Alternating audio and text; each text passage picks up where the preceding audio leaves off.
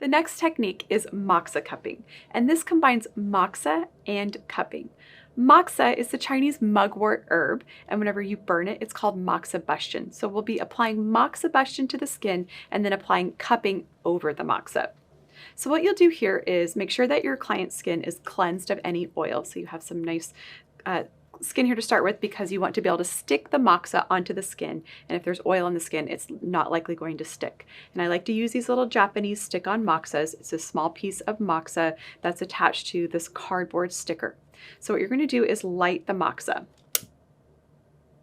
and this will just basically burn like a piece of incense.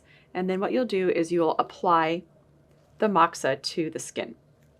And this will start to burn down into its core here.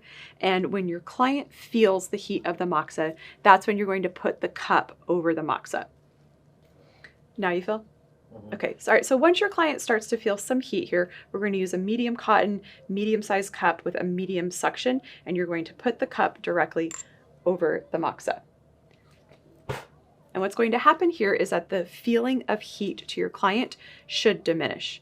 And if it doesn't diminish, just continuously talk to your client. If that feeling of heat continues to feel hot, or it continues to get hotter or worse, then just take the cup off and remove the moxa from the body. But these little sticker moxas, I really like them because they do respond nicely to the cup, in that the heat does diminish when you put the cup on over that.